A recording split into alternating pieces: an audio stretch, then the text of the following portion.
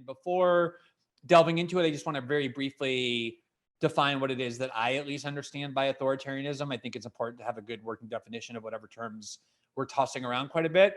It's not a very scholarly one because we don't have enough time for that, but it's kind of the crux of it for me, which is authoritarianism happens whenever an individual or a group of individuals is persuaded to relinquish personal autonomy or personal freedom to an institution of power, an institution of authority, in exchange for some perceived benefit. And authoritarianism can happen essentially in any societal sector. It can happen culturally, institutionally, at an institution like a college or university, and obviously can also happen politically. And when it happens politically, I think one of the principal hallmarks of that exchange is that what is relinquished by the individual to the institution of authority are civic freedoms, civil liberties, typically in exchange for some guarantee of security or safety. It might be physical security or other kinds of safety.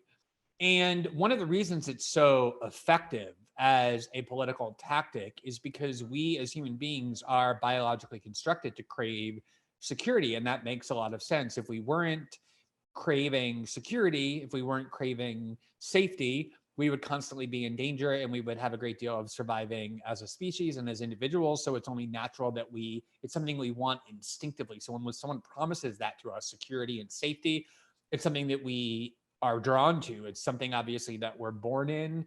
The fetal womb provides that kind of protection. We're protected by our parents throughout infancy into childhood and adolescence, and sometimes even into young adulthood. So we're trained to crave it as well, societally, beyond just biologically. So something we really can be easily convinced to pursue.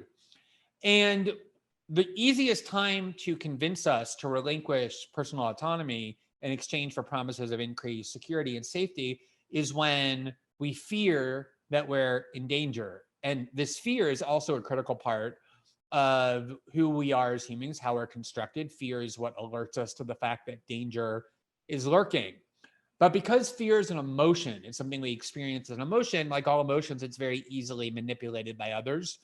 And it is not that hard to artificially elevate fears in order to artificially depress perceptions of safety and security so that institutions of authority can more easily convince us that we're in need of increased safety and security because the dangers are higher than they really are. And that is typically the formula for how authoritarianism takes root. Sometimes those fears are rational. Sometimes they're real. In fact, oftentimes, if they're going to be effective, they're grounded in some kind of grain of truth, some actual danger. It's not like it's a danger that's non-existent or that it's fabricated. The tactic is to inflate the danger, to exaggerate it, to make it seem like it's more proximate, to make it seem like it's more existential than it in fact is, to increase our fear levels and therefore our willingness to acquiesce.